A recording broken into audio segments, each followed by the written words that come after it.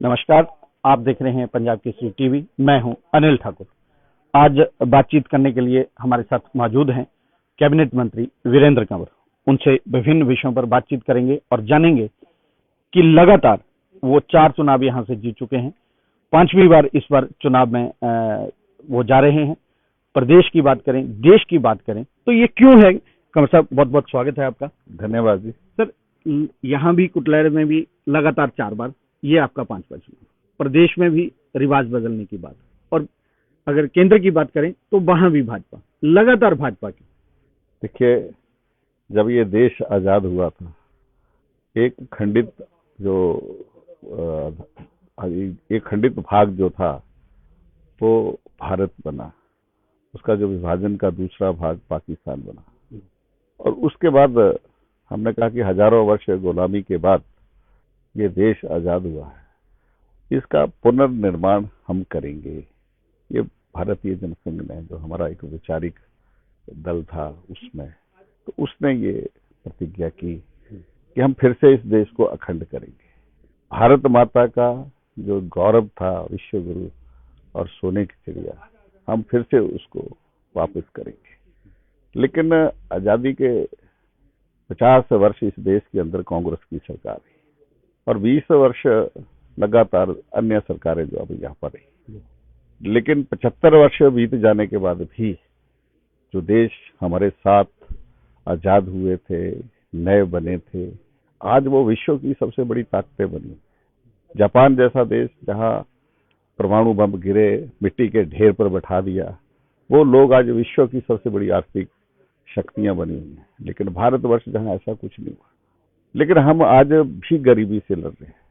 देश की आजादी के दिन समय 30 करोड़ इस देश के अंदर गरीब थे, 30 करोड़ की आबादी थी, लेकिन आज 30 करोड़ से ज्यादा जो है वो गरीब है। ये 75 वर्ष के बाद जब हम अमृत महोत्सव मना रहे हैं, कि जो हमारे संकल्प थे कि भारतवर्ष को गरीबी से मुक्त कराना, भारतवर्ष को विश्व की आर्थिक शक्ति बनाना, भारतवर्ष के अंदर जो मूलभूत हमारी जो सुविधाएं हैं, जो जनता का अधिकार है, वो हमको देना है, वो नहीं मिल पाया। इस करके लाल किले से प्रधानमंत्री जी ने कहा कि जो अगले 25 वर्ष हैं वो अमृत काल है। यहाँ हम एक लक्ष्य लेकर के चले। नहीं, लगातार भाजपा की जो बात हो रही है तो कांग्रेस क्यों नहीं? कांग्रेस में क्या? मैं वही बोला कि हम एक लक्ष्य लेकर के चले कि इन 25 वर्षों के अंदर भारत को विश्व की सबसे बड़ी आर्थिक शक्ति बनाना है। भारत वर्ष को ज्ञान और विज्ञान में इस देश को आगे खड़ा करना है। इस तरफ जो है वो हमारे ये संकल्प को सिद्धि करने के लिए इस करके हम प्रतिज्ञाबद्ध हैं कि अगले 25 वर्ष इस देश के अंदर भाजपा की सरकार बने और प्रदेशों के अंदर भी भाजपा की सरकारें बने। और इसके लिए जो हमें जितनी मेहनत जो करनी है वो करेंगे।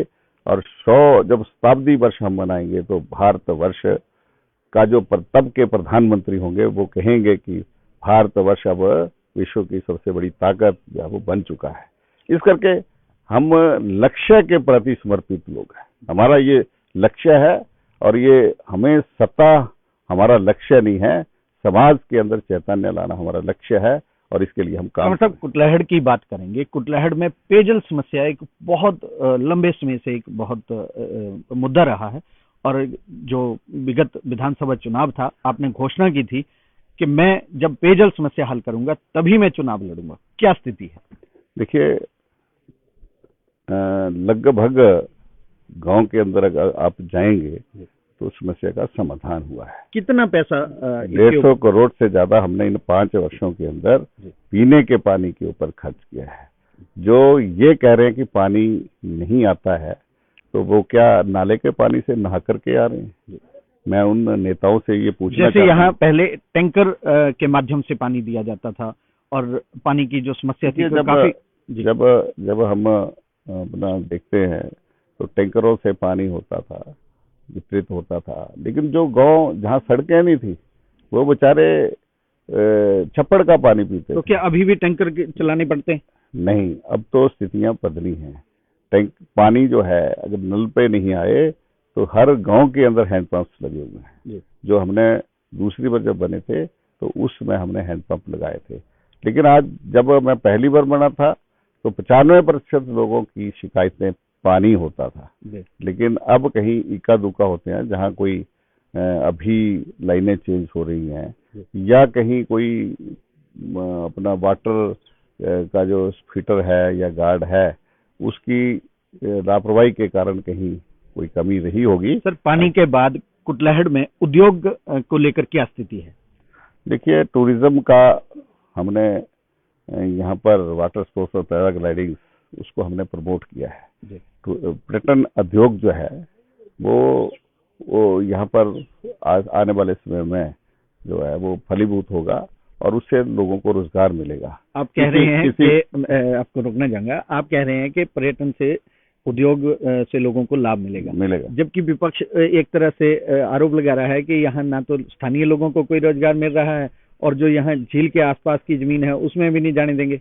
देखिए, ये उनकी अज्ञानता है। मैं सुन रहा था उनको जवाब देना मैं ज्यादा नहीं चाहूंगा, लेकिन टूरिज्म यहाँ पर बहुत अच्छे यहाँ स्कोप है। जहाँ हमने पैराग्लाइडिंग का यहाँ पर है, वाटर स्पोर्ट्स का यहाँ पर है, यहाँ पर रिलीजियस टूरिज्म यहाँ पर है, इको टूरिज्म उसका स्कोप यहाँ पर बहुत ज्यादा है। हमने इस बार सरकार बनने के बाद एक कुटलैहड़ टूरिज्म डेवलपमेंट सोसाइटी नई बनाई और उसके चेयरमैन जो हैं वो डिप्टी कमिश्नर है और मेंबर सेक्रेटरी जो है वो बंगाणा के एसडीए में है और सभी जिला के बड़े अधिकारी उसके मेंबर। मतलब जो अनऑर्गेनाइज्ड टूरिज्म था उसको वेल ऑर्गेनाइज्ड तरीके से आगे लाया। लेकिन कुछ लोग चुनावी दृष्टि से फायदा उठाने के लिए या फिर अनपढ़ता के कारण, अज्ञानता के कारण वो ये कह रहे हैं कि इस सोसाइटी का मेंबर कोई और है, इसके रिश्तेदार है। नहीं, वो तो आपने बताया कि डीसी ऊना उसके हैं। और ये हमने एक शुरुआत की है। अब जब ये टूरिस्ट यहाँ पर आना शुरू हो रहा है होगा तो किसी की टैक्सी चलेगी, किसी का रेस्टोरेंट चलेगा, किसी का ढाबा चलेगा, कोई 5 स्टार चेन यहाँ पर आएगी, वहां पर लोगों को रोजगार मिलेगा और किसी का जो है वो होम स्टे नौजवानों के लिए चलेगा। इस और हमने एक शुरुआत की है, हम इसको आगे बढ़ाएंगे। और मैं ये कहना चाहता हूँ कि भ्रम वाले पहले उन्होंने कहा कि मछलियां जो है यहाँ से भाग जाएंगी यहाँ पर जो फिशरमैन है उनको वर्लगाने के लिए मछलियां भाग जाएंगी। फिर अब कह रहे हैं कि अब कह रहे हैं कि यहाँ पर जो लोग हैं लोकल उनको अंदर नहीं जाने दिया जाएगा डैम में, उनके अधिकार, पशुओं को चराने का अधिकार, ये चीजें खत्म हो जाएगी। स्थिति रहेगी? मैं ये कहूंगा कि पशु जब वहां पर चरेंगे डैम में खाली जगह के ऊपर, वहां पर खेती होगी, खेती तो कर सकेंगे तो लोगों के लिए जो बाहर से आएंगे, जो मेट्रोपॉलिटन सिटी से आएंगे तो गाय को भी देख सकेंगे, भैंस को भी देख सकेंगे और वहां पर जो पशु अपना हल कैसे चलाते हैं लोग, खेती कैसे होती है, वो सब वो कर सकेंगे, वो देख सकेंगे। वो एक मैं ये कहूंगा कि जो ग्रामीण परिवेश है, जो लोग जो वहां पर लोगों का जो जीवन है, दिनचर्या है, वो भी एक पर्यटन का एक आकर्षण जो है वो रहेगा, उसको नजदीक से वो देख सकेंगे। ये और जो लोकलाइट्स हैं, जो वहाँ के लोकल लोग हैं, वहाँ पर उनकी जमीनें जो है उनकी वैल्यू बड़ी है, वहाँ पर वो होम स्टे चलाएंगे। अभी जो है वो बहकाने के लिए तो 10 दिन की चुनावों की बात है। हमारा तो क्या कहते हैं मांस और नाखून का संबंध जो है वो कुटलैहड़ के लोगों से है। हम तो कुटलैहड़ के लोगों के लिए हमारे जीवन के 20 वर्ष समर्पित हुए। हमने किसी बेईमान या चोर उचक्कों के लिए हमने समर्पित नहीं किए हैं। हमने एक उद्देश्य लेकर के चले हैं। हम कोई ये उद्देश्य लेकर के नहीं चले हैं कि मैं 10 करोड़ खर्चूंगा और 50 करोड़ कमाऊंगा। ये उनके लिए बिजनेस हो सकता है, लेकिन वीरेंद्र कंवर के लिए ये बिजनेस नहीं हो सकता। कुटलैहड़ की जनता की सेवा करना हमारी प्राथमिकता है, उसके लिए हम समर्पित हैं। बाकी जहाँ ये कह रहे हैं कि उद्योग नहीं आए, अरे भाई पहले कुटलैहड़ की आवश्यकता क्या है? कुटलैहड़ में टैंकरों से पानी चले और हम उद्योगों की बात करें। अभी हाल ही में हमने जो हमारी जो गले के अंदर ऊपर टैग जो लगा हुआ था पिछड़ेपन का, सड़कें, शिक्षा, स्वास्थ्य, पीने का पानी, हमने उसको किया है। अब हम प्राथमिकता के ऊपर हमारी अगली प्राथमिकता है कि मोदी जी ने जो हमें वर्ल्ड ड्रग पार्क दिया है और उसके जो बाकी यूनिट्स हैं, एंसिलरी यूनिट्स हैं, तो वो हमारे इसी क्षेत्र, बीसी क्षेत्र के अंदर स्थापित हो गए। कुटलहड़ में भी बल्क कुटलहड़ में का हिस्सा बना। हाँ, हिस्सा बनेगा, पूरे ऊना के लिए दिया है। अच्छा, ये जैसा कि प्रचारित किया जा रहा था कि वो हाँ, केवल जो इंडस्ट्रियल पैकेज दिया गया था जी अटल जी के समय में, धूमल जी के समय में, जी तो वो पूरे प्रदेश को था जी। ये जो वर्ल्ड ड्रग पार्क दिया गया है ऊना के लिए, ये पूरे ऊना के लिए है। अगर 30,000 लोग लगेंगे तो 5 जहां से ज्यादा इंटेलिजेंट होंगे, पढ़े लिखे बच्चे हमारे, 10,000 से ज्यादा तो हमारे भी बच्चे यहाँ लगेंगे। तो बल्क ड्रग, आपके कहने का मतलब है कि बल्क ड्रग पार्क का जो निर्माण होगा उसका कुछ हिस्सा जो है कुटलहड़ में भी होगा? नेचुरली पूरे जिला के अंदर होगा, कुटलहड़ के अंदर भी होगा जी। तो इसमें कोई दिक्कत नहीं है। क्या इसके लिए जहाँ कोई इंडस्ट्री एरिया भी नोटिफिकेशन कराई है, जी। ये डंगोली का एरिया, चथाड़ा का एरिया, लमलैड़ी का एरिया, ये सारा एरिया हमने इंडस्ट्रियल एरिया जो है वो घोषित कराया। ये पहले से हो चुके हैं? पहले से हो चुका है। लेकिन मैंने कहा ना कि अनपढ़ता का, अब किसी ने सोचना नहीं है, किसी को जानकारी नहीं है, तो फिर मौजे ही मौजे हैं, जो मर्जी करो, जो मर्जी बोलो। अब इसका कोई संज्ञान लेने वाला, ये सोचते हैं कि जैसे मूर्ख अपने आप है वैसे मूर्ख सारी जनता जो है वो है। ये कांग्रेस के लोग आज खाली फार्म भरा रहे हैं, गारंटियां दे रहे हैं कि 1,500 रुपए देंगे। तो 5 साल पहले तुम्हारी सरकार थी, कोई एक पैसा लोगों के खाते में डाला तो बताएं। आज 80 वर्ष की आयु में पेंशन देते थे, तुम्हारे हाथ किसी ने पकड़े नहीं थे या बंधे थे कि तुम जो है वो 60 वर्ष के ऊपर पेंशन देते। हम 60 साल से नीचे भी दे रहे हैं।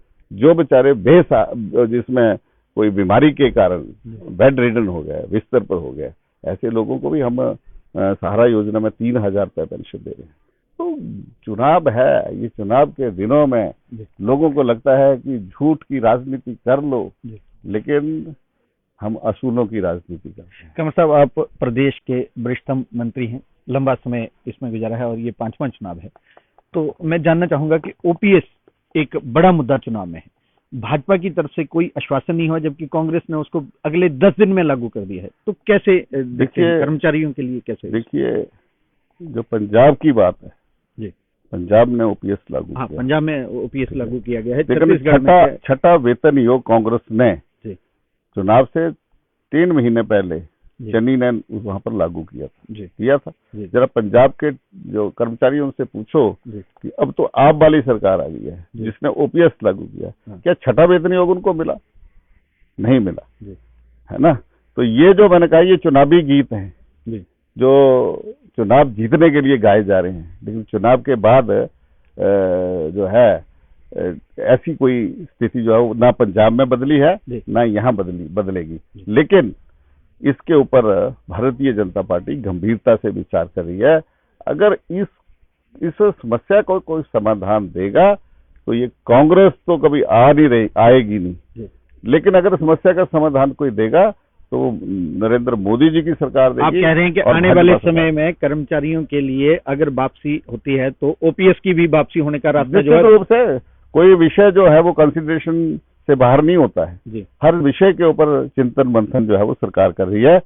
कर्मचारी हमारे भाई हैं, उनका बेहतरी हमारा प्राथमिकता है। और मैं ये कहूंगा कि हमने कोई गारंटी थोड़ी दी थी कि हम 60 साल से ऊपर पेंशन लगाएंगे, हमने किया है। हमने आयुष्मान की कोई गारंटी प्रधानमंत्री जी ने नहीं दी थी, लेकिन आयुष्मान का कार्ड सबका बनाया, हिमकेयर का कार्ड सबका बनाया है। हमने कहा कि हम देख रहे हैं, अगर अर्थव्यवस्था पटड़ी पर रहती है तो ओपीएस करने में जो कर्मचारियों की बेहतर से बेहतरीन स्थिति होती है तो हमारे भाई हैं, तो हम उनके लिए भी करेंगे, इसमें क्या दिक्कत? साहब, आखिरी सवाल मेरा, प्रदेश में कल नामांकन का आखिरी दिन था और इस आखिरी दिन में कुछ जगह जो है भाजपा के अपने ही लोग बगावती सुर अपनाए हुए हैं। पूरे प्रदेश अब लगभग साफ होना हो गया है, तो क्या समझते हैं कि क्या स्थिति रहेगी भाजपा की और कितनी सीटों से सरकार बनने का? देखिए, इतना बड़ा परिवार है, बहुत बड़ी पार्टी है। अब हमारे पास लीडरशिप क्राइसिस नहीं है जब पहले होता था। बहुत सारे पोलिंग बूथ से लेकर के विधानसभा स्तर और राष्ट्रीय स्तर, जिला स्तर के ऊपर हमारे पास एक बहुत बड़ी लंबी टीम है। इस करके थोड़ा बहुत वैचारिक या महत्वाकांक्षा जागृत हो जाती है, सरकार बन रही है। लेकिन हम 2/3 मेजॉरिटी के साथ फिर सत्ता में लौटेंगे। बहुत बहुत धन्यवाद। तो ये थे हमारे साथ पंचायती राज ग्रामीण विकास मंत्री वीरेंद्र कंवर, जिन्होंने दावा किया कि जो सरकार है वो 2 तिहाई बहुमत से वापिस आ रही है। और इसी के साथ उन्होंने ओपीएस के मामले पर भी बड़ी स्पष्ट रूप से कहा कि अगर ओपीएस देने की बात आती है तो भाजपा वापसी करती है, तो ओपीएस भी जो भाजपा लागू करवा पाएगी।